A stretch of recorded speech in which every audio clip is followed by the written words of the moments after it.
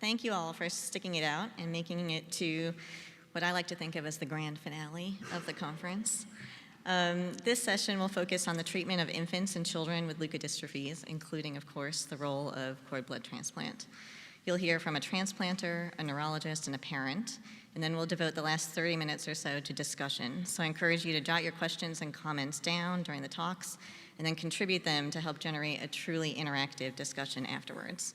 There is an amazing wealth of expertise on this topic embodied by our distinguished panel, and this is a great opportunity to tap into that. So joining us today are Dr. Joanne Kurtzberg. As you know, she is the director of many things, including the Marcus Center for Cellular Cures and the Pediatric Transplant and Cell Therapy Programs at Duke, the Carolinas Cord Blood Bank, and of course, the CBA. She'll lead us off with a talk focusing on cord blood transplant in Krabbe disease. She'll be followed by Dr. Ali Fatimi, who is the Chief Medical Officer at Kennedy Krieger Institute, a pediatric neurologist, and the director of the Division of Neurogenetics and the Moser Center for Leukodystrophies at Kennedy Krieger. He'll focus on advances made in the treatment of adrenoleukodystrophy. Then we'll hear from Anne Rigari, a parent of 3 children, 2 of whom were born with infantile Krabbe disease. She is also a children's book author, the founder and CEO of Partners for Krabbe Research, and an advocate and consultant for rare disorders.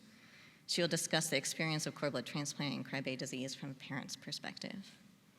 And then joining our discussion are Dr. Hema Rangarajan, a transplant physician in the Division of Pediatric Blood and Marrow Transplant and Cell Therapy at Nationwide Children's Hospital, co-chair of the CIBMTR Health Services and International Studies, and a member of the Newborn Krabbe Advisory Council, and Dr. Shalini Shenoy, the director of the Pediatric Stem Cell Transplant and Cell Therapy Program at Washington University in St. Louis, who has a research focus in improving outcomes and immune reconstitution after transplant for non-malignant conditions, including leukodystrophies. All right, so without further ado, Dr. K.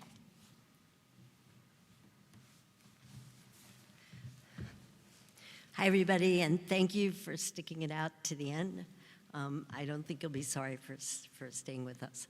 I'm going to talk about newborn screening and transplant for Krabbe disease, which I really think is a prototype of use of cord blood for transplantation for very specific indications. And newborn screening has now been approved for Krabbe disease, but several other leukodystrophies and metabolic diseases are now coming onto the panel, and they are all transplantable diseases, need to be done early in life, and cord blood being off the shelf for these little baby donors is, I think, a perfect stem cell source. These are my disclosures. So what is Krabbe disease? Krabbe disease was actually described by Dr. Krabbe in 1916 when he observed rarely a group of babies who seemed normal at birth, but within the first few months of life developed developmental delay, spasticity, seizures, blindness, and in those days died generally by the end of the first year of life. The babies were also known to have extreme irritability, and with my experience with Krabbe disease, moms will tell you they just can't comfort their baby, which is really a terrible situation to be in. And ultimately, over the years, this was recognized to be a leukodystrophy. It's a mutation in a gene encoding an enzyme called galactocerebrosidase, which we call GALC for short. And David Wenger ultimately defined the mutation and the genetic deficiency. We think the incidence is somewhere between 1 in 100,000 and 1 in 250,000 live births, so it's a very rare disease. Has 3 forms. The most common is called infantile Krabbe disease. Untreated babies with this form have symptoms between birth and 12 months of life. There are later onset forms as well. Late infantile, which is the next most common, with symptom onset between 1 and 3 years. Juvenile, which Gervais, who was the patient who spoke just before we got started, had, which has an onset between 4 and 18 years of age.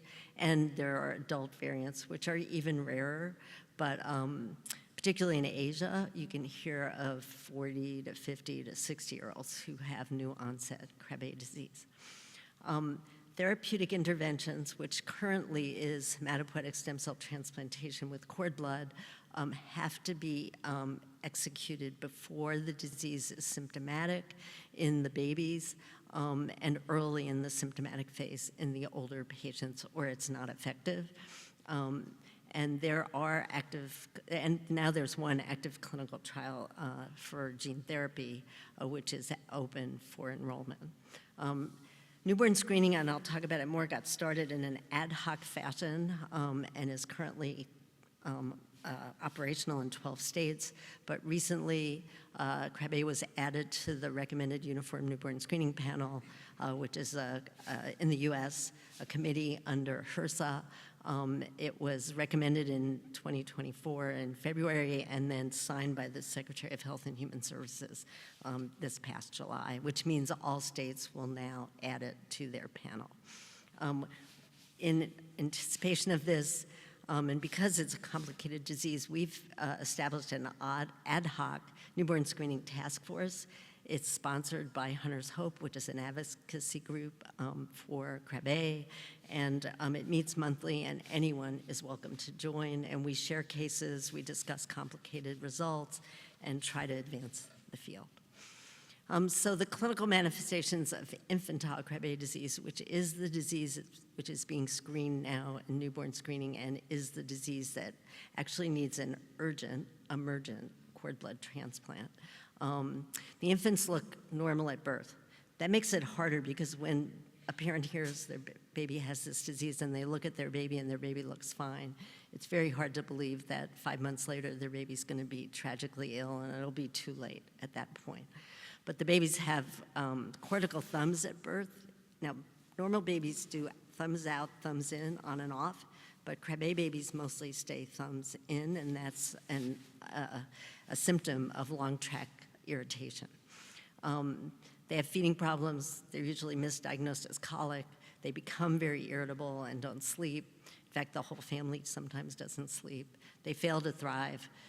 They ultimately develop spasticity, seizures, blindness, and whatever milestones they may have gained, which is typically smiling and a little bit of head control, they subsequently lose. Parents go through what we call a diagnostic odyssey. Typically, the pediatrician doesn't believe them, that the baby's not right. They say it's colic. They try to reassure. Ultimately, there's referral to specialists. Months later, somebody figures out there's really something wrong. They get an MRI. They see white matter disease, and that typically leads to the diagnosis. But unfortunately, at that point, it's too late for treatment to be effective. And we know that with transplant, but we also know it's going to be true with gene therapy.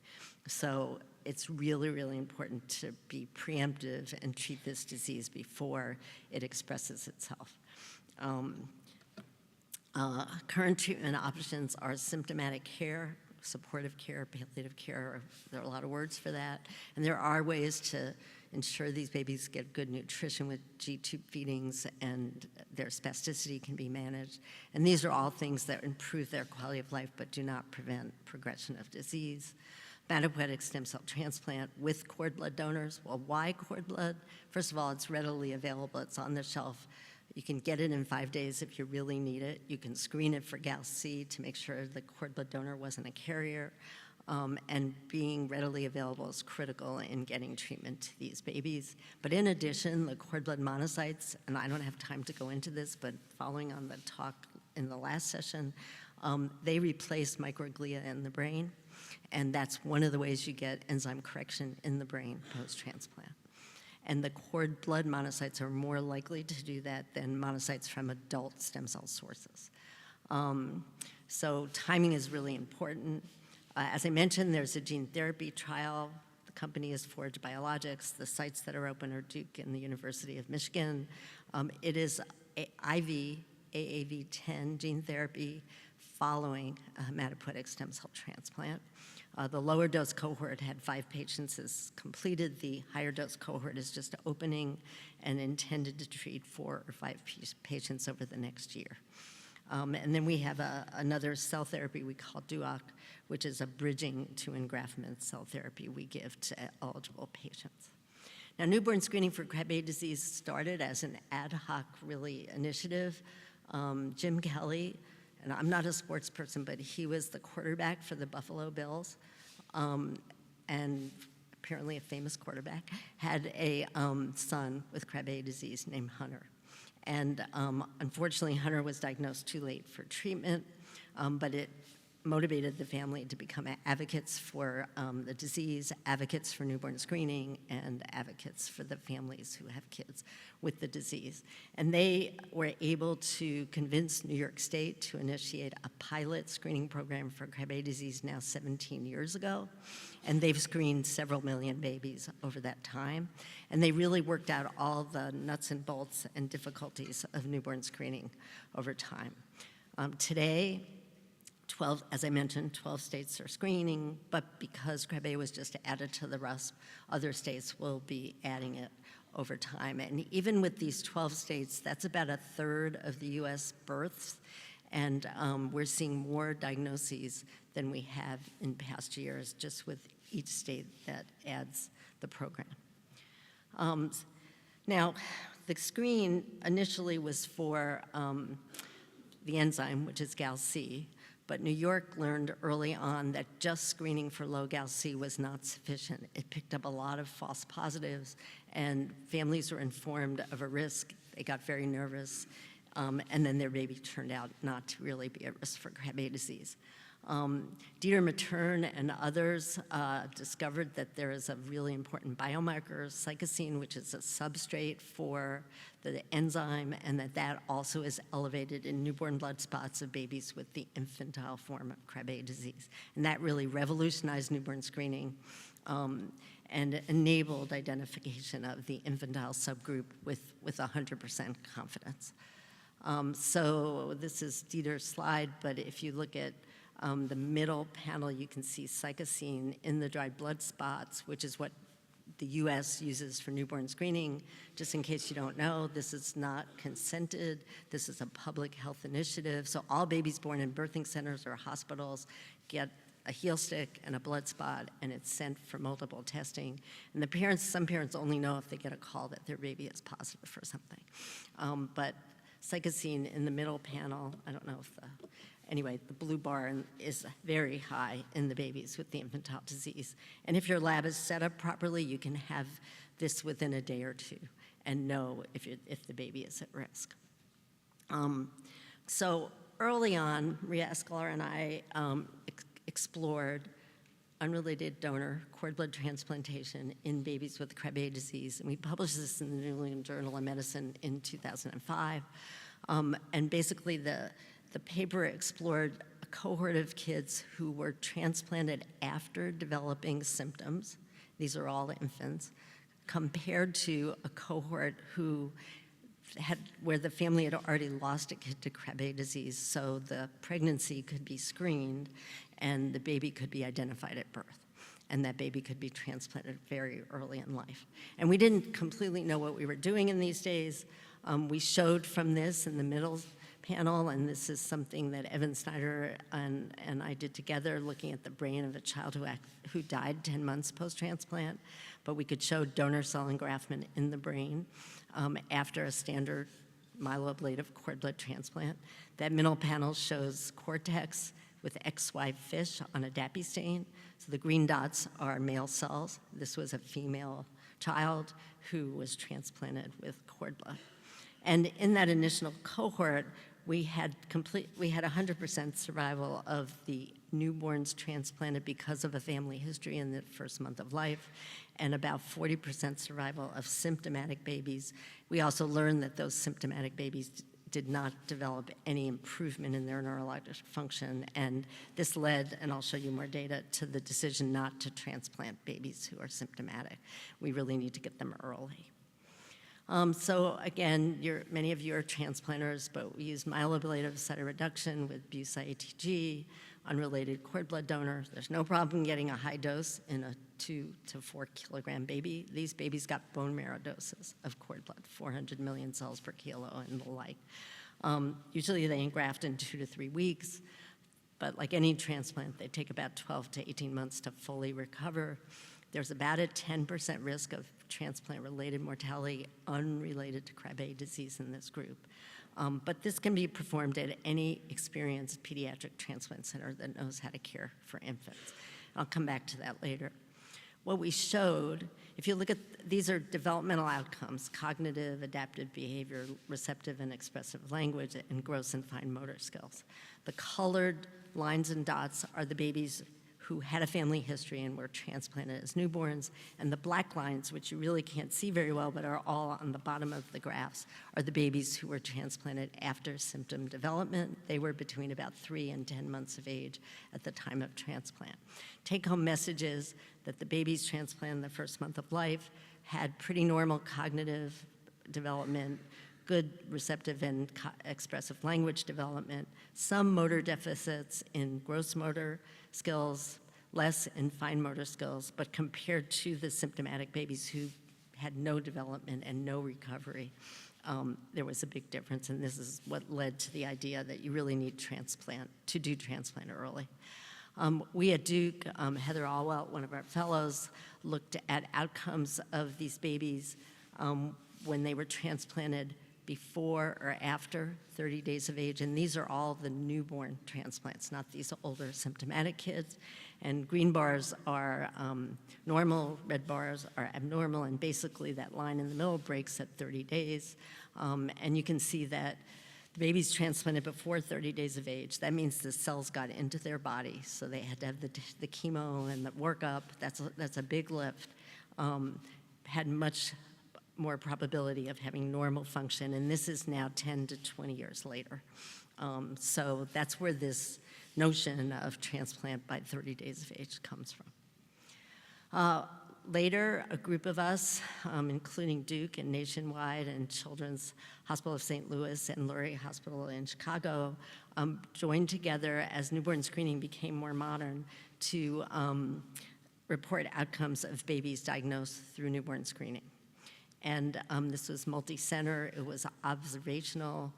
Parents signed consent to allow us to have the data. The data was collected in a REDCap database. We all agreed just informally to a common PrEP regimen and GVHD prophylaxis. And we looked at primarily one-year outcomes in a group of originally 6 kids. One thing that is different is that we recognize that because of the way healthcare is reimbursed and because of the need to get these kids to transplant so early, it was very, very important to keep them at home and do their transplant in their quote-unquote local but experienced pediatric transplant center. So it turned out that 2 kids came to Duke and the other 4 stayed in their local environment. They all had low GAL-C, they all had elevated cytosine, so the diagnostic level is greater than or equal to 10. The range was 24 to 83.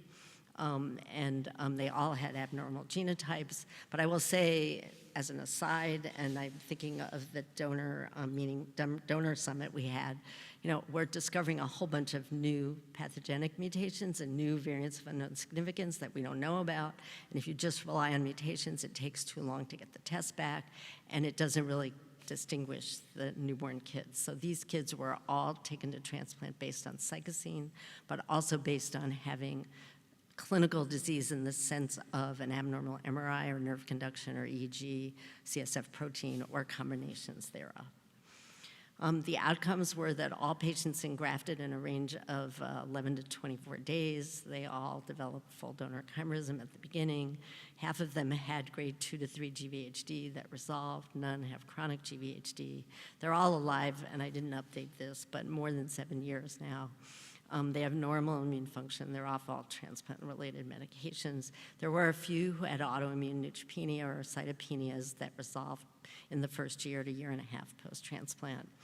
As I said, new mutations were identified, and we did a subsequent study I'll show you where we included an additional child from St. Louis who wasn't in the first cohort but was transplanted and is, again, surviving. The themes of the neurologic outcomes of these kids are shown here.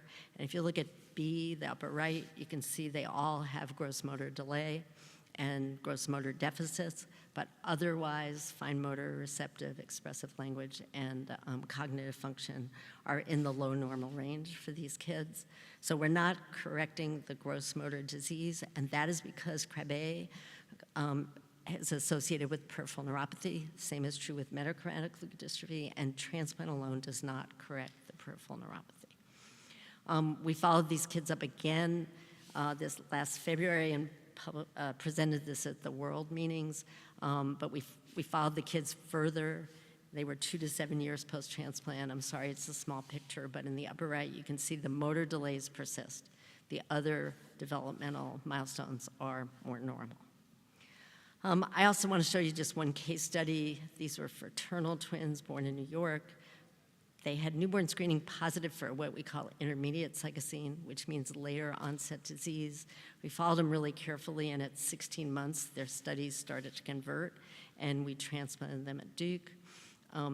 I want to show you their psychosine didn't really predict when their disease was active. The scale here is between 1 and 6, and it's CSF and blood, but it did not trigger the signal of disease activity. What changed was their MRI and their nerve conduction. But here they are. We just saw them in clinic a couple, like last month. They're finishing first grade.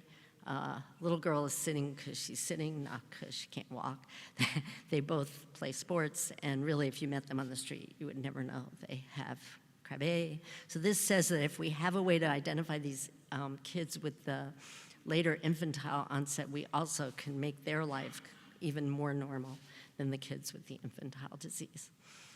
Our task force published consensus recommendations for follow-up of kids with Krabbe disease, and of course the early infantile kids identified by psychosine should be transplanted emergently.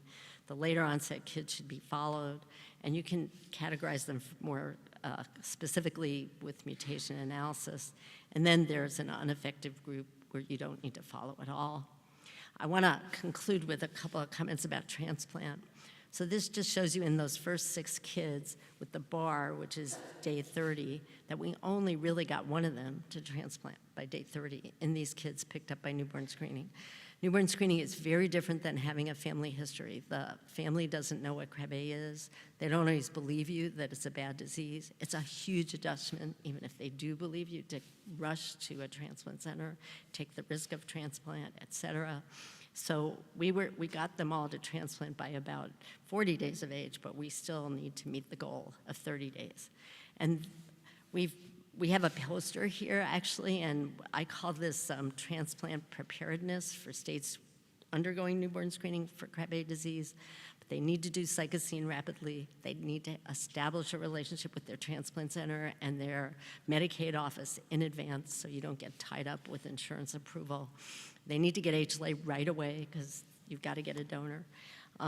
They need to switch the baby off mom's insurance. You probably don't know it, but babies are on mom's insurance when they're born. They can stay there for 30 days in the US, but you can't get a transplant approval on mom's insurance.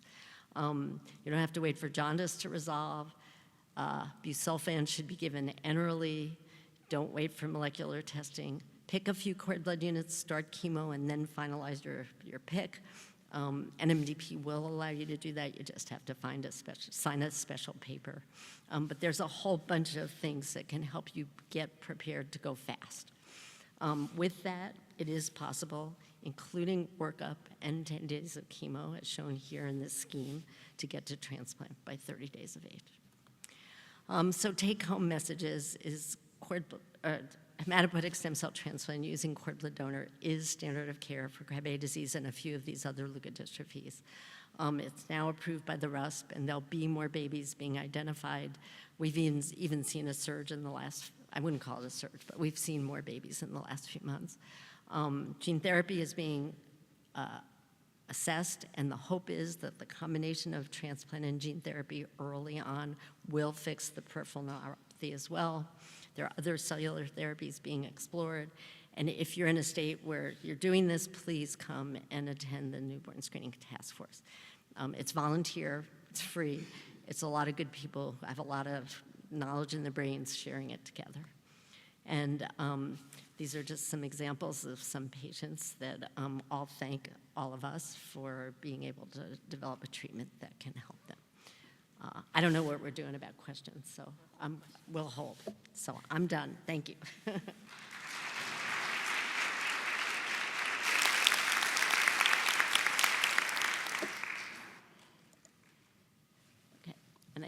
Holly is next. So it's a pleasure to introduce my colleague, Ali Fatimi, who I think is going to talk about adrenal leukodystrophy and newborn screening for that. And I don't know which one is yours. I'll let you find it. But I got the thing up.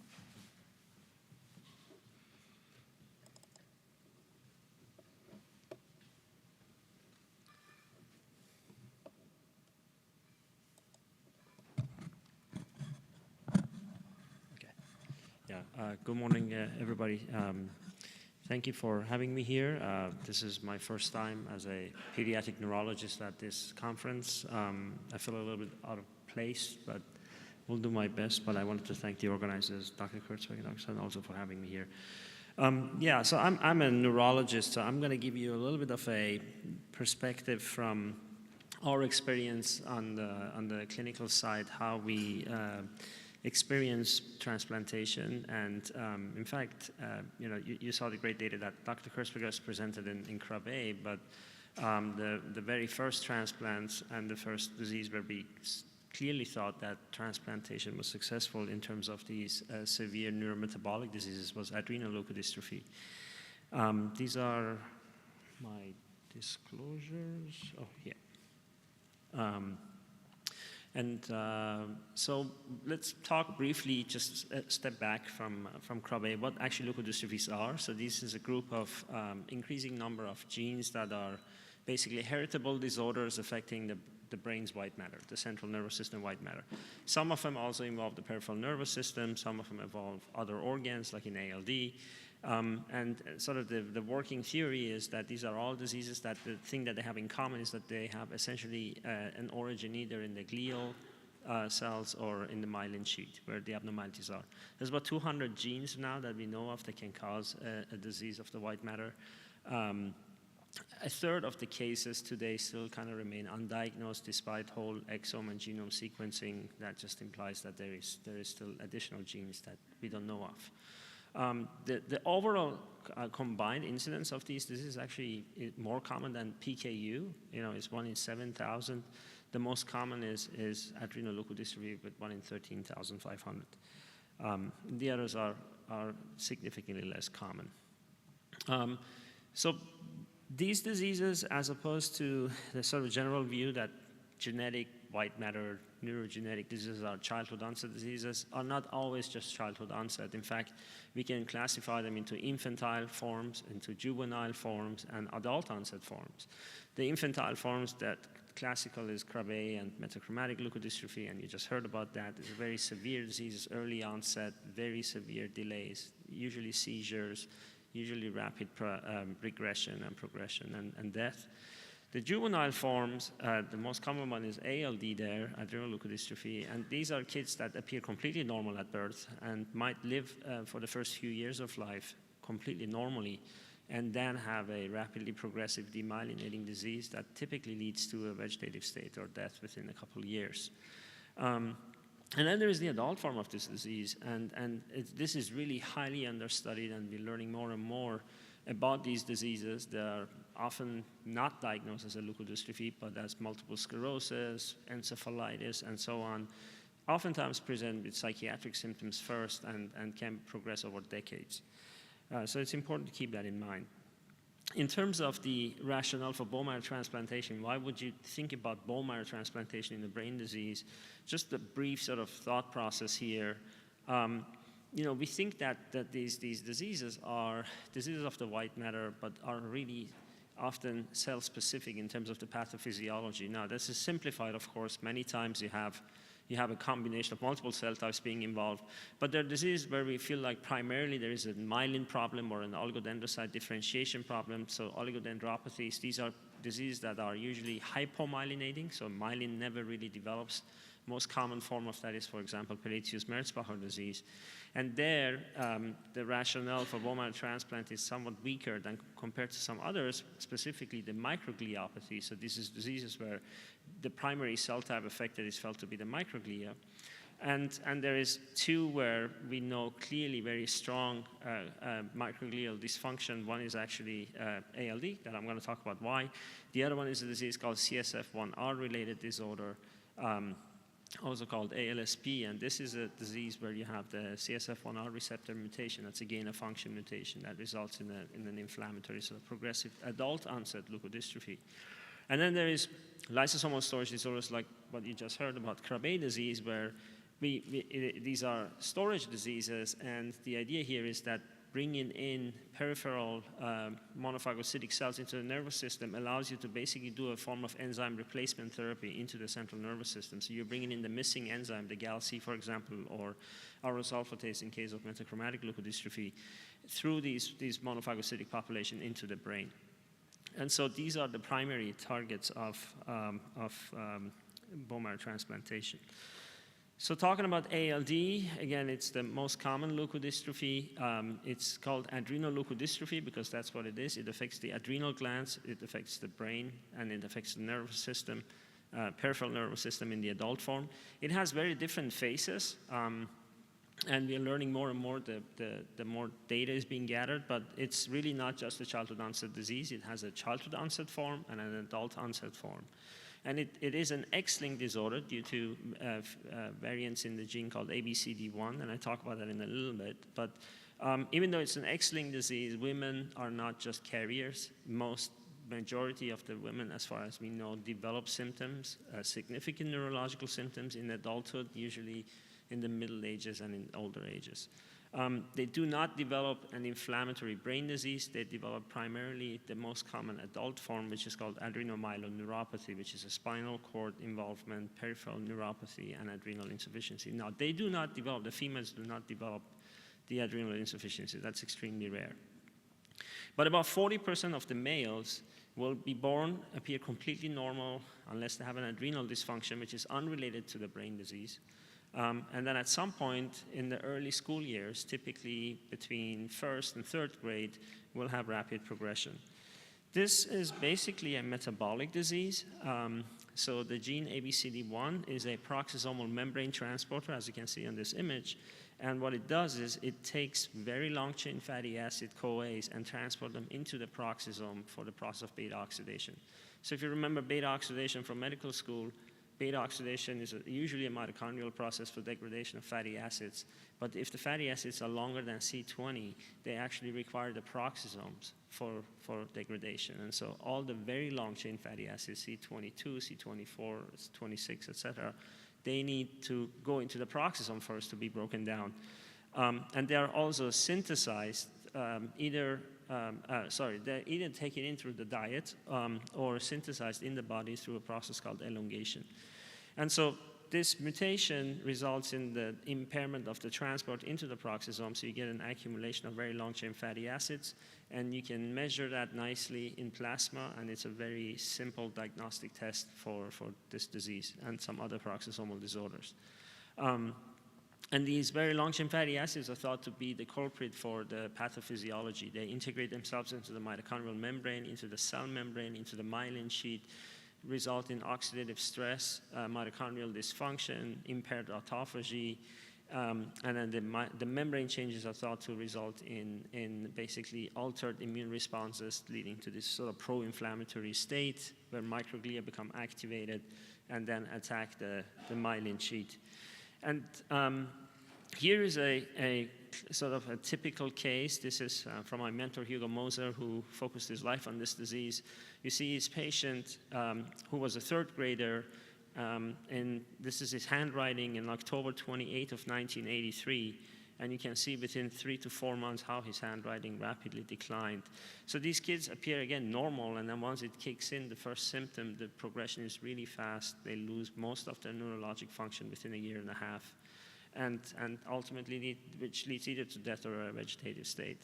The MRI is very pathognomic, so when you look at it, it has a very typical pattern. It's hard to miss. It's a what we call a butterfly pattern, as you can see, these bilateral hyperintensities on the left image. And then on the right image, you see, I hope you can see that, this is a post-gadolinium T1 sequence, and you see this Garland enhancement surrounding the lesion. That's very typical for this disease. So they have this parietal occipital predominance with the gadolinium enhancement. And the gadolinium enhancement is a big indicator of disease progression. This has been studied quite well. So individuals who show gadolinium enhancement on their MRI have a high likelihood, over 90%, that they're going to progress neurologically within the next 2 years. So back about, 30 years ago now, Dr. Dan Less, and it's developed a scoring method that's now known as the Less score. People call it by mistake low score, but he calls himself Less. And so this is a 34-point scale, and this is very relevant because most of our transplant outcome data depends on their initial Less score. So it's a scoring method where you basically give a point to each lesion location, and there's a handful of people across the country now who are quite savvy in doing this Less score. And on the right side, you see again the gadolinium enhancement, which has been shown to be a strong indicator of disease progression. So when you look at the outcome data without any intervention, this is the largest cohort that had childhood cerebral ALD that was published in 2007. This is data prior to bone marrow transplantation from the 1980s and 90s. And you can basically see that survival is horrible. And this is just survival. This doesn't even talk about those who have neurologically declined. And then when you look further, you can see on the top and the bottom. On the top are individuals that did not show GAD enhancement. On the bottom are individuals that showed gadolinium enhancement. And if you look at the gray line and the bottom image on the right, that's the kids that have no major functional disability if they have gadolinium enhancement. So as you can see, almost all of the kids who have gadolinium enhancement will have major functional disabilities. That's basically not being able to talk, not being able to sit, not being able to swallow, and so on. When we look at the pathology, that explains further why transplant is effective in this disease, and I'll get into that in a second. Here is, on the left side, a brain section of a patient using the myelin staining, and you can see the center of this section. There's this big demyelinating cavity, and then you can see the dark myelin. So the myelin here it's a silver stain, so it's dark, and then you can see the cortex. And when you zoom in there, you basically see there's these layers. So there's this extra-lesional layer, there's a perilesional layer, and then the active demyelination zone, and then what is already demyelinated. And when you look at the microglia population within this region, you see that outside the lesion, microglia are very angry-looking, activated. And then when you go inside the lesion, they're basically just primarily lymphocytes and macrophages that are just cleaning up and are often lipid-laden because they're just chewing up the leftover tissue. But there's also this layer perilesionally that actually shows microglial apoptosis, implying that there is a massive microglial activation followed by microglial dysfunction. And so we studied that a little further, and something happened. When you take macrophages of these patients with cerebral ALD, then you see a couple of really interesting things. So first, we see that when we stimulate these macrophages with very long-chain fatty acids, we get a very dramatic sort of TNF-alpha IL-6 increase from these cells within 24 hours. So you take very long-chain fatty acids, mix them with albumin at the concentrations that we have in these patients in plasma, and we see how these cells become very activated. Even at baseline, their TNF-alpha levels are much, much higher than in the control. Interestingly, when you stimulate them with LPS, you see on the right image in control cells, you see, as expected, a big TNF-alpha increase, but less so in individuals with cerebral ALD. The gray zone patients here are the ones with the adult onset form. That's the milder form. So there seems to be a pro-inflammatory state as a consequence of this gene mutation, and also a dysregulated sort of immune response. And that's why we think transplantation might be effective. And so the history of bone marrow transplantation in ALD goes back to 1984. The first case was transplanted, again, by my mentor, Hugo Moser, and George Santos at Johns Hopkins. This was a boy who was very symptomatic at that time and died within 140 days from an adenoviral infection, and progressed within those 140 days. However, this was the first case where they did an observation that there seemed to be a reduction of very long-chain fatty acids as a consequence of the transplant. So then later on, studies were done to look at earlier onset forms of the disease, and the first successful transplant was done by Patrick Aubourg's team in France, where they had an early onset form of childhood cerebral ALD, and this was then followed by a larger study by Bill Cribbett and Elsa Shapiro that looked at the first 12 patients. Since then, there have been several other studies with larger cohorts, and some using hematopoietic stem cells derived from bone marrow, others from cord blood. And so I'm going to have a quick look there, taking a risk that as a neurologist I might say the wrong words, but Joanne can correct me then. So on the left side here, you see the summary of essentially comparing patients with advanced disease to patients with early forms of the disease. So the left and the right image. And you can see how the survival, it doesn't point it out really, because of course you might be alive but not functional at all. What really matters is your major functional disability, the gray bar, and you can see how dramatically that the MFD-free survival rate drops in the advanced cases that got transplanted. So basically, transplanting kids in an advanced stage is not very helpful. But then this has been studied further to try to identify what are the markers, when is the best time to transplant, and what are the best outcomes. And there's a larger study with 60-something patients that was published by the Minnesota group. It's been out there now for a while. And so one of the most important indicators is the MRI severity. So that LESS score that I just presented by Dr. Less, if that LESS score is greater than 10, the outcome is bad. That's something we have always feared, and that's very much the case. These days, we try to go much earlier. We try to transplant these kids with a LESS score of 1 or 2, and that's because of newborn screening, but I'll get to that in a second. The other issue that was pretty clear was that if they had neurological disability, so that the figure B, it says NFS, that's a neurological functional scale. And so 0 is a normal neurologic exam. Anything other than 0 is abnormal. And you can see that if they have a normal exam, their survival is great. If they have an NFS of 1, which usually is just like some hyperactivity or a single seizure, their outcome is already worse, but then if their NFS is more, then it's much worse. The other thing is that it seems like people who get a related donor do better outcome. And so that is a significant difference between unrelated and a related match. Another observation in that publication was that, this is a Minnesota experience, is that when they took patients with a more severe disease who had a LESS score of 10, if they gave them N-acetylcysteine, they seem to be doing better. And so that's not part of their protocol to give NAC. But basically, based on these, the factors that we try to do is take these boys with very early onset childhood cerebral ALD who have mild, clear MRI changes, but no neurological symptoms, and ideally get a related donor. If you don't have a related donor, you have significant risks. There are some other factors. So this is a nice summary by Dr. Eichler recently of all essentially transplant papers that are larger sample size, combining both bone marrow and cord blood. And the focus of this table was really to look at, whether other things, like in terms of conditioning, for example, have impacts on the outcome. And essentially, it's still, even though they did a good job putting this table together, it's a little bit of a mix, because most of these publications combine either advanced cases and early onset cases, or they combine different sources of hematopoietic stem cells, or they combine different conditioning regimens. But one thing I wanted to point out here is there are some cord blood studies. The biggest one is the Van den Broek study. That there are probably some.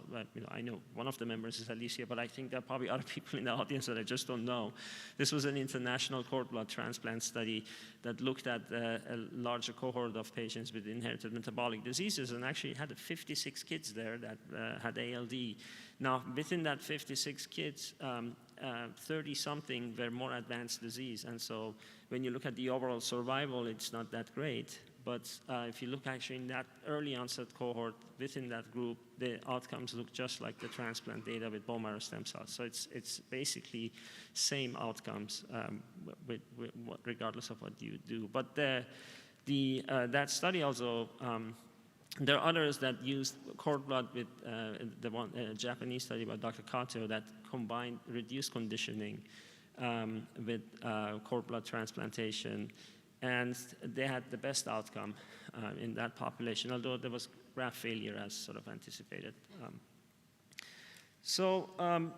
This allogeneic hematopoietic stem cell transplantation work led about 15 years ago to develop ex vivo gene therapy. This was, again, spearheaded first by Dr. Arburg, the first guy who did the first successful transplant.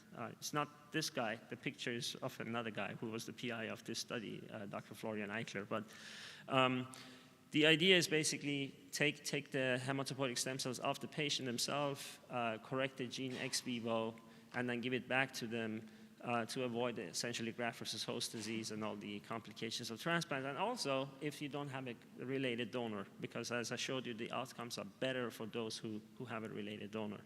So this was a study that was done. It was sponsored by Bluebird Bio. And essentially, the first data set showed that if you enrolled patients with the same inclusion criteria as a regular bone marrow transplant, you have essentially the same outcome. This was followed by a second study that showed similar results. So you see here on the left side, patients who received the transplant and the percentage of those who developed neurological symptoms versus historical controls who did not get transplanted. And you can see how rapidly their neurological function scale gets worse over a few months. So this led to FDA approval in September of 2022 of this gene therapy product. There is some concerns that have emerged since, which was already partially known then, but there's a few more cases that have developed myelodysplastic syndrome. And in fact, I don't know the number because I'm not part of that trial, but I think it's somewhere on the order of 10% based on the number of kids that have received treatment overall. So that's certainly concerning. And there is also integration, I think seen in at least 2 or 3 cases, side integration of the virus. There's also the price tag of $3.5 million that remains a major challenge. But all of these efforts have led to establishment of newborn screening for ALD. The assay was developed again at our institution by Hugo Moser and Ann Moser. And then Miss Elisa Seeger, whose picture you can see here, was the mother of Aiden Seeger. And Aiden died of childhood cerebral ALD, and she has committed her life to establishing newborn screening in all states in the US and in the world, basically, for ALD. So the first state that passed this law was, again, New York. New York is a frontier on newborn screening for leukodystrophies. And that was in 2013. And then in 2016, Ross recommended newborn screening for ALD. Unfortunately, even though this is now, 8 years ago, as you can see, not all states are screening, but we're getting very, very close. And there has been a significant improvement over the last couple of years. So these green states are screening right now. 2 years ago, it was only about half of the US. So this is really moving finally forward, and it's really relevant in this disease. Because one of the things that I didn't discuss is that 90% of the boys will also develop adrenal insufficiency.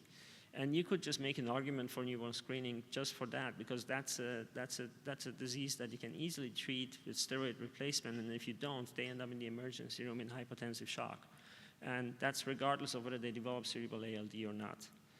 So I want to summarize here the childhood cerebral form, basically related donor allogeneic HSCT, dramatically improves survival and functional outcome in kids who are neurologically asymptomatic and have this brain score, MRI score less than 9. It seems that CMT and bone marrow transplant have similar outcomes. Although, as you know, engraftment rate, I think there's a typo there, sorry, it might be lower in CBT. Ex vivo gene therapy is now showing similar results to allogeneic transplant. And is approved for essentially all childhood cerebral ALD cases that fall under the same criteria of being asymptomatic and have an MRI score less than 10. We go now less than 9. Really, again, we prefer much earlier, and that's why we have a newborn screening follow-up program where we try to image them every 6 months between ages of 3 and 12 to see the first signs of MRI lesions and gadolinium enhancement and do the transplant. Now, I just want to finish up with a couple slides on the adults with cerebral ALD. So, okay, we can treat the kids. Unfortunately, we have somewhere on the order of 60% who actually become adults, and from that 60%, we still don't have a good estimate, but the idea is somewhere between 20 and 50%, so about half of those who become adults still develop adult cerebral ALD. And the idea was that, well, you know, if they do that, maybe we can do transplant in this cohort, and the outcomes aren't as great on the adult side. And we're trying to understand what is it that distinguishes those with a better outcome versus those who don't. Now, there's much, much less data here. There's essentially a couple trials. And so far, basically, based on what we see is that if they have significant cognitive symptoms, if they're using a walking aid, for example, a cane, and if they have internal capsule involvement, those are not indications for transplant. Those individuals will progress neurologically and have poor survival. I'm going to just finish up by saying that this effort takes more than just a village. It takes a city. There's an organization called ALD Connect, related name, I guess, to Cord Blood Connect, that was founded in 2013, which is a group of people with multiple stakeholders focusing on ALD. Thank you. Sorry for going over. Come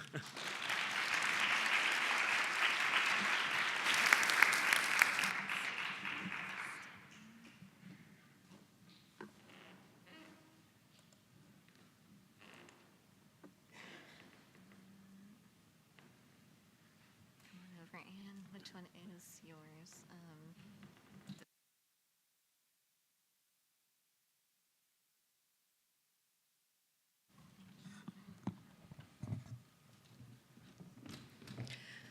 Good morning. Welcome to my home state of Florida. It's nice to be here with all of you. I'm going to be giving a presentation on cord blood transplant for Krabbe disease from me as a parent's perspective. Oops. I'm Ann Regari. I'm the mother of 3 amazing children. I have 1 grandchild. 2 of my children have been affected by Krabbe disease. I started my journey with Krabbe disease in 1986 with the birth of my 2nd child, Nick. I do a lot of advocacy work to change the outcomes of those who are diagnosed with not only Krabbe disease, but other rare diseases as well. So Krabbe disease, as Joanne, Dr. Kurtzberg, described earlier, sorry, I've known her for 24 years, is a rare neurologic degenerative disease. It's described as severe, terminal, and results in the loss of the protective coating on the myelin sheath that surrounds the nerve cells. And myelin is essential to insulate the nerves and ensure the rapid transmission of all our nerve signals throughout our body. So what happens in Krabbe disease? They're missing an enzyme, and this condition is known as demyelinization. And there's little or no myelin that the nerves have to conduct signals between each other, which causes dysfunction in the central and peripheral nervous systems. These systems begin to deteriorate and then fail. Deterioration with demyelinization in Krabbe disease is ongoing, and it leads to all functions in the body not being able to perform. The missing enzyme, as Dr. Kurtzberg noted earlier, is the GALC enzyme. The Krabbe disease patients do not produce enough of this enzyme, and the deficiency is due to a genetic change in the gene. Again, this enzyme deficiency results in loss of myelin, due to a buildup of complex fatty substances. Progression of Krabbe disease, Dr. Kurtzberg described this earlier. In a newborn, there's difficulty nursing, weak oral skills. My son Nicholas, pictured here, had all of these symptoms with the early infantile form of Krabbe. At a month old, he was fussy, colicky, irritable, low muscle tone. He was my second child, so I knew there was something not right, but we couldn't put our fingers on it. 2 months old, crying consolably, slept 2 hours on, 2 hours off, severe projectile vomiting, arching of back, high-pitched screaming. 10 weeks old, was diagnosed with failure to thrive, weight of 10 pounds. His birth weight was 7 pounds, so we could barely get any nutrition in him in those first few months of life. He began physical therapy for developmental delays. 3 months old, we put a feeding tube in him. Doctors were claiming there was probably some form of brain damage. 4 months old, he began seizures. 5 months old, he became blind. He lost all his muscle tone. He became a very floppy baby. And then at 7 months old, he was finally diagnosed with Krabbe disease. And this is 1986, so my diagnostic odyssey was extremely difficult, watching your child decline over those 7 months of life. But we have people today that still don't get diagnoses till end stages of life. So it is a very complicated diagnostic journey, and newborn screening will help alleviate a lot of those challenges. So again, here's Nick. The prognosis is the disease progression is rapid. We only have palliative and supportive care as the only course for symptom management. Patients typically die within the 2 years of life with the early infantile form. And here's my son, Nick, who lived to be 1 year and 3 days old. And this picture, I realized I grew up just 20 miles north of here, and this was on a beach just 20 miles north of here when I used to take him and his older brother, Phil, to the beach. So, Krabbe disease is a genetic disease, and at that time, our family, my husband and I, decided we probably wouldn't have any more children. However, a surprise came along 13 years later, and I was pregnant. There's a 75% chance that your child will not have Krabbe, in my case. So what we did, because there was previous family history, we tested the baby, which her name is Gina, as a newborn. She was positive for Krabbe. We got the results back at 2 weeks of age, and the reason at this time it took 2 weeks to get the results is because she was born 2 days before Christmas. And Dr. Wenger's lab was only running tests on Thursdays, and it would be after the holidays. So her results came back at 2 weeks of age. Those results come back much quicker now. So there were, my pregnancy was full term. There were no complications. And the part that was challenging for me is she wasn't as even symptomatic in those first 2 weeks of life as Nick was when he was born. Due to nursing, colicky, fussy. Gina was a very calm baby, nursed well, didn't have vomiting episodes or fussiness or colickiness, even in those first couple weeks of life. So it was a little shocking to me that here again is I'm having another child with Krabbe. So the big question was to transplant or not.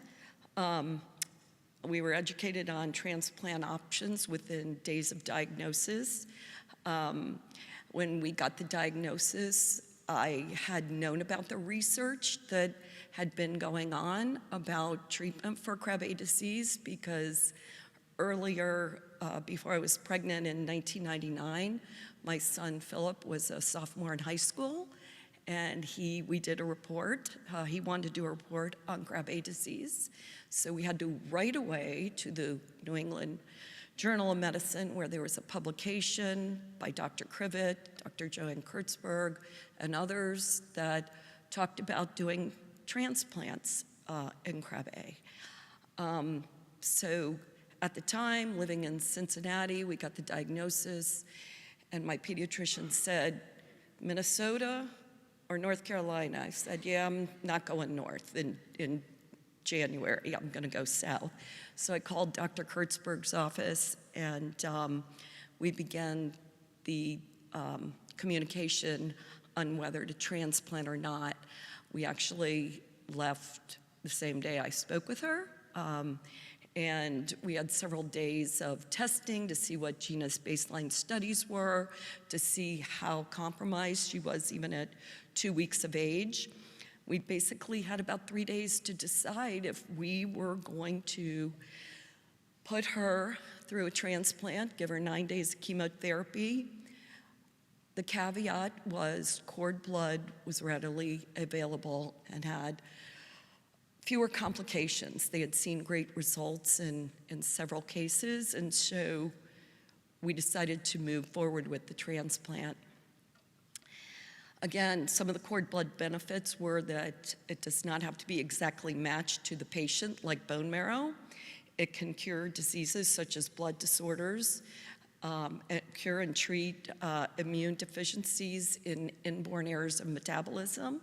It's readily available, as early intervention is the key in treating these lysosomal storage diseases and leukodystrophies like Krabbe, especially after Dr. Kurtzberg showed you, the key is to transplant within the first 30 days of life. Cord blood is usually, there's a sufficient amount available for infants and young children who have these diseases. So it's really not, we didn't have to worry in January of 2000 and getting umbilical cord, a bone marrow donor. So Gina began her transplant journey at 3.5 weeks of age. She had 9 days of chemotherapy to wipe out her immune system. She received her umbilical cord blood of an unrelated donor, which was about 5 weeks of age, and she engrafted with a new immune system in just 13 days after receiving her new cells. Gina, in January of 2000, was the youngest patient to receive chemotherapy at Duke. She was the 4th newborn in the world to be transplanted for Krabbe disease, and she was the first female for Krabbe disease at Duke to be transplanted. She had minimal side effects from the transplant, some minor graft versus host of the skin, which was treatable and went away after a year out of transplant. She was inpatient 5 weeks. Gina's first year after transplant was unremarkable. She had 1 inpatient hospital stay after she was released from the hospital due to low potassium. Gina, we lived in the Raleigh-Durham area for 5 months, and we returned home to Cincinnati after that. But here's Gina. One of her things when she was a young child was she really wanted to be a doctor. So for Halloween, she decided to have a doctor's outfit on, but also be a clown hair, and a crazy doctor is what she would tell me. So her abilities were remarkable in comparison to her brother. She went to school. She did have gross motor challenges, so she had a power wheelchair that she drove everywhere and tried to outrun me all the time.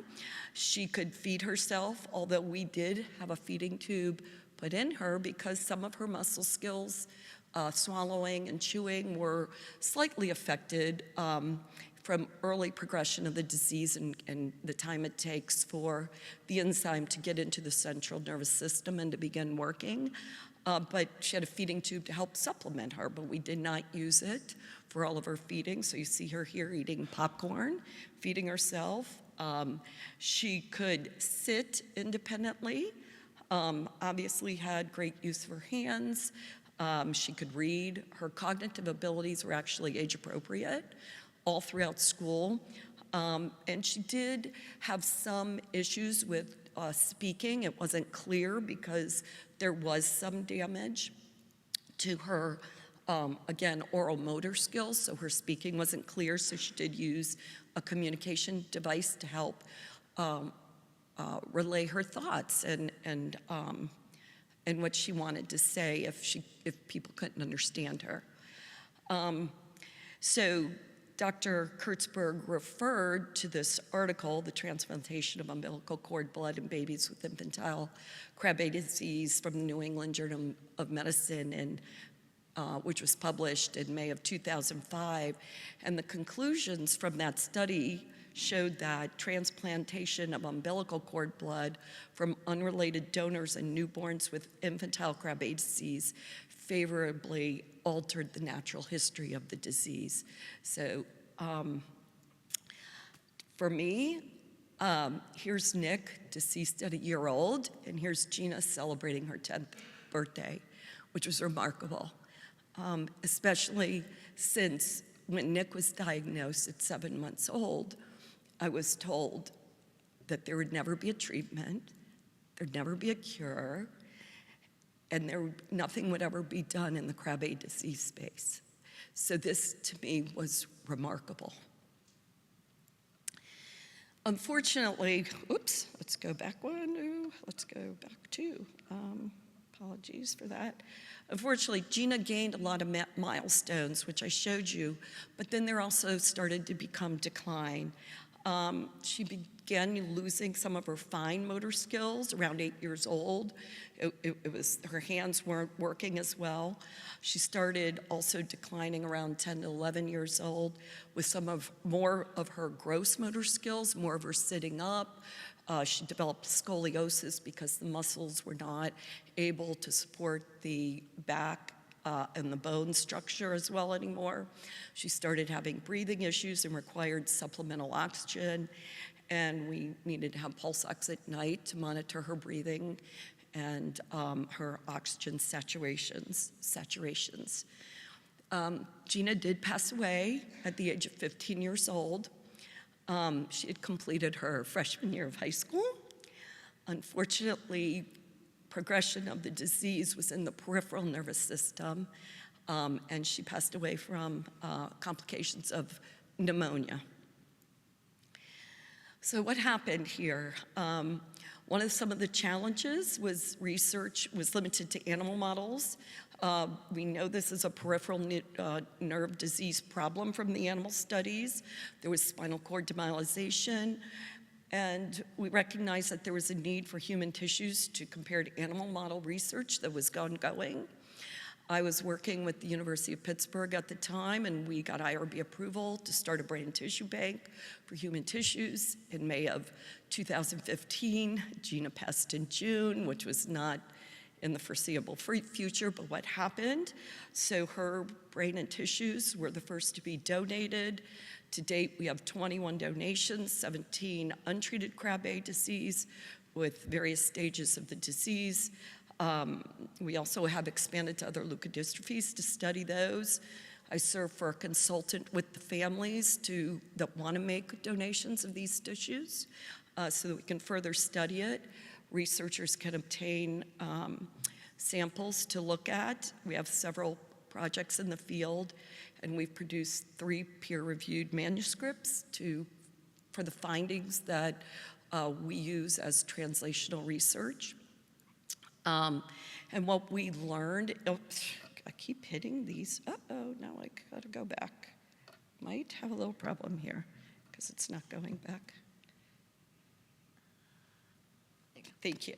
So what we've learned in a publication that came out in January of 2022, that umbilical cord blood transplantation was able to alter the natural disease progression in the central nervous system, but less so in the peripheral nervous system, possibly due to limited cross-correction of Schwann cells.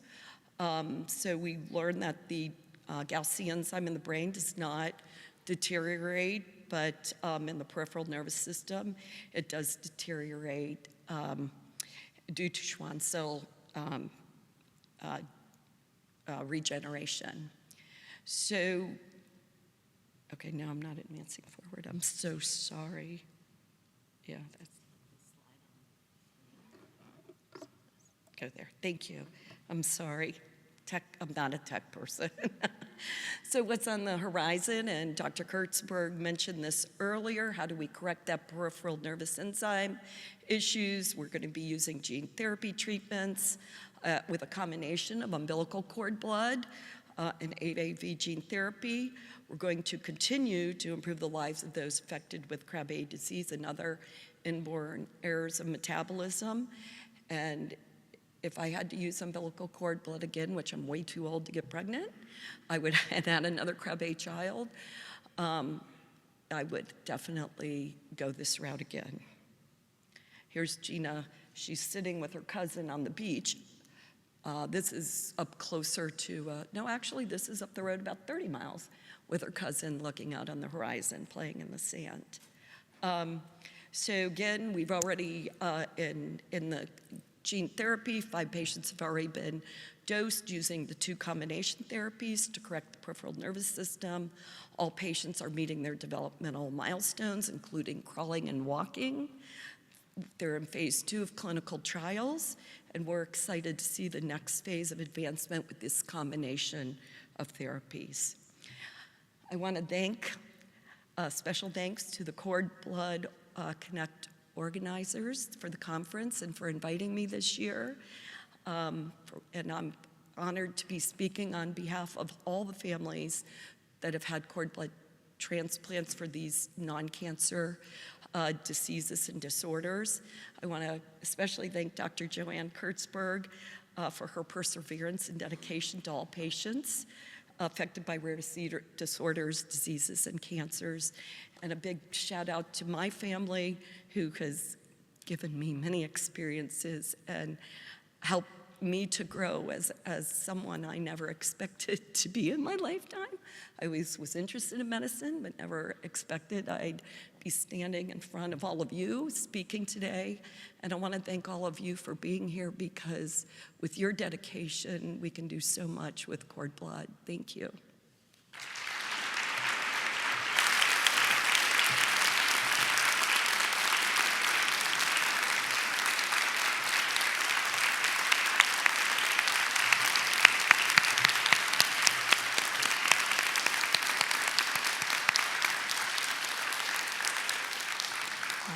Thank you so much to all of our wonderful speakers.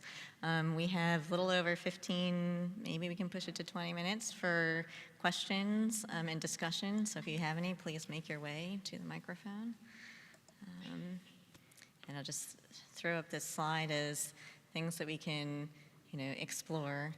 If there are any questions from the audience, we'll take those first. Okay.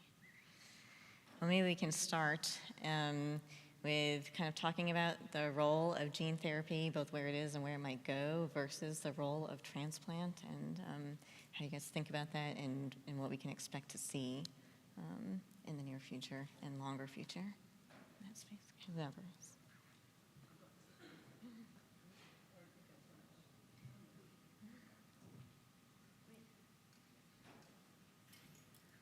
So I'll start, but Ali probably will have some comments. As you can see, at least for Krabbe, and it's true for other leukodystrophies that affect the peripheral nervous system, a straightforward transplant is not curative. It does help the brain, and that's a big thing. It does extend life, but most of the children still have disability related to motor development. The hope is that with gene therapy, we'll be able to better reach correction of the peripheral nervous system. And to be honest, it's not completely understood why it doesn't correct with transplant or why it will correct with gene therapy, but at least in the preclinical dog studies in Krabbe disease that Alison Bradbury conducted with the AV vector gene therapy, the combination of transplant and gene therapy together, both early, corrected both the central and the peripheral nerve disease in the dogs. I'm hopeful that's going to be the case. I think there are lots of challenges with gene therapy. One, we don't know if there'll be long-term toxicity. We also don't know if the expression of the vector will persist over years to decades. So we need to find that out. And then, as we've seen in ALD, there have been some associated hematologic malignancies or myelodysplasia, and I don't know if that's related to route of delivery or it's related to something else. I think it's really interesting in a leukodystrophy that this is happening because the proliferation of hematopoietic cells is not really affected by the underlying disease other than transplant and chemo and engraftment. But I think we still have things to learn. So, but I can easily say transplant's not enough. Ali, I don't know.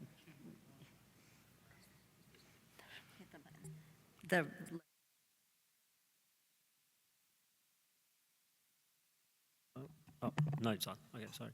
Yeah, the only thing I would just add is that I think, it's not necessarily a one versus the other right now, right? I mean, so I think in the case of, for example, with Krabbe now, we have the AAV9 or AAV10 combination with transplant. In ALD, where we do ex vivo gene therapy, we have the decision-making right now, one versus the other. And while the FDA approved the gene therapy product for basically the same inclusion criteria, the practicalities in the clinical setting, given the cost and given the risk for MDS, that we are currently, if you have at least at our center, if you have a related perfect match, it's a sibling match, we'll just go ahead with the transplant. You don't have to wait for the authorization for the cell manufacturing process. This is taking a significant amount of time right now, and those are restrictions, not necessarily something that the companies can do something about, but just FDA requirements of having the cell manufacturing and so on and be tested. But if you don't have a related donor in ALD right now, then really we primarily try to go with transplant, knowing the risk is still that we don't really know if it's just 10%. It could be that in 5 years the risk for MDS is twice as high. We just don't know that data yet. It's provisionally approved also, right? So there's going to be another review. But my concern on gene therapies is that sometimes the hopes might have been a little too high, and so financially the field is starting to suffer right now because we have now several gene therapy products that are market approved, and their company targets are usually financially like, treating whatever number of patients a year, and they're not hitting those numbers because A, the diseases are rare, and B, there's still a lot of hesitancy, and C, the insurance is still not paying. And so, it makes it really complicated because I think we don't have good advocacy to try to reason why you got to pay $3 million, right? I mean, this is ongoing, above my pay kind of discussion, but yeah.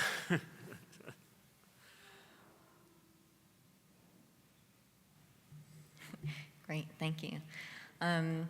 You all mentioned the kind of advent of newborn screening, particularly for Krabbe and ALD, and kind of the massive progress that's been made, particularly in recent years with that. What are some of the, it's wonderful to be able to identify, children at an early age. What are some of the challenges that come with just knowing, about the patients and then getting them through to that transplant process? Yeah. Left. Okay.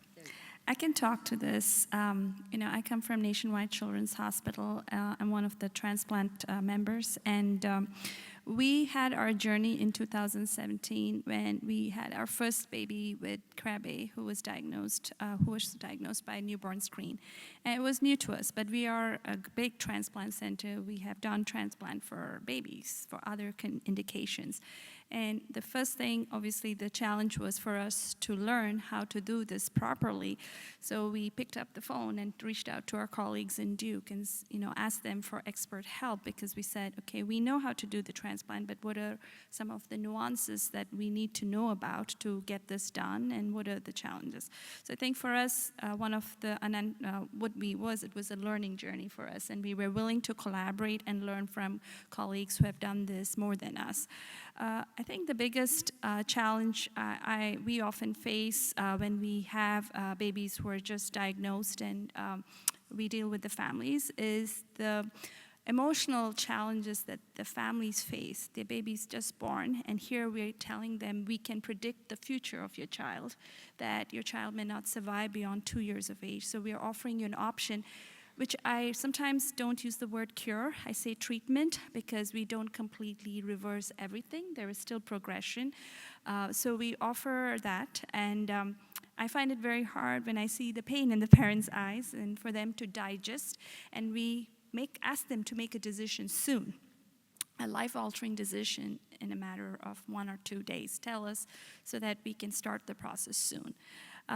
So I think that is a challenge for us, to support them, to help them understand. Sometimes they don't come back soon because they're still processing, and then we try to track them down and when they make the decision, because as Dr. Kurtzberg has told you before, we try to meet the deadline of 30 days. It is great, but sometimes it's not practically going to happen, especially when the family is processing all this.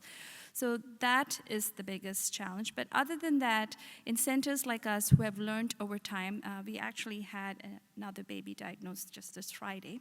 We have, we have developed guidelines. We have a multidisciplinary task force. When the baby's diagnosed, at least 2 of us, the neurologist and genetics team, meets them and say this is possibly infantile Krabbe.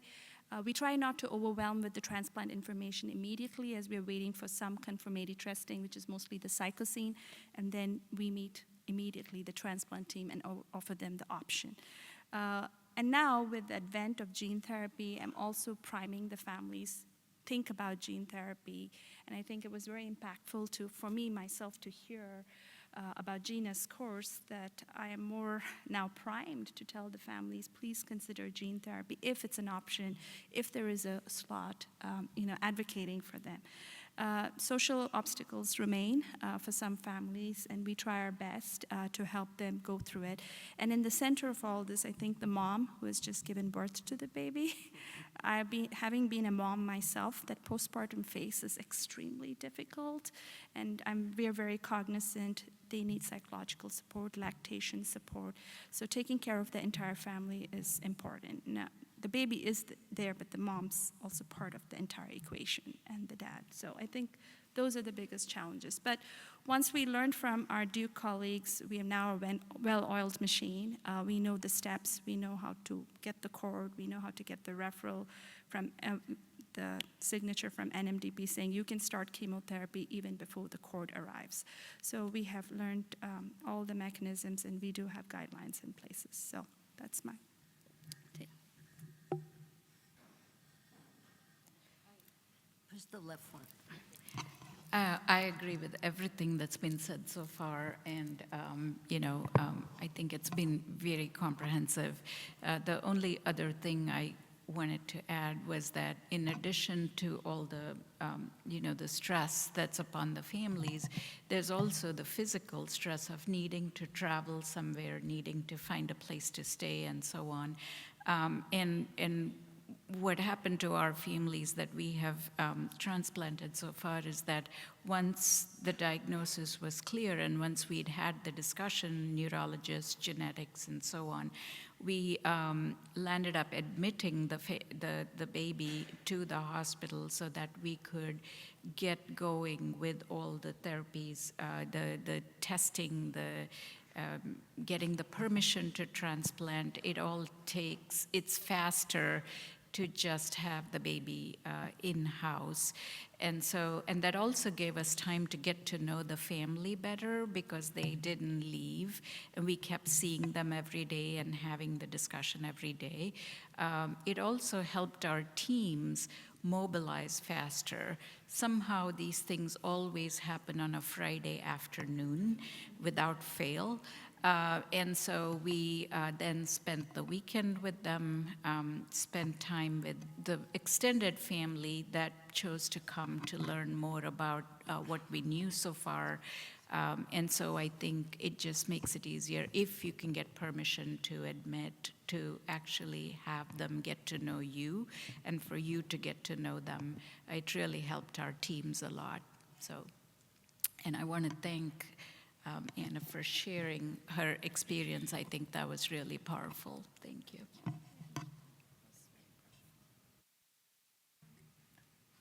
I have to reinforce admission is easier. So admit, take it through. There's so many testing, it's impossible. So, and I tell the families, everybody's going to come to the baby, not baby go everywhere. So it's so much easier that way.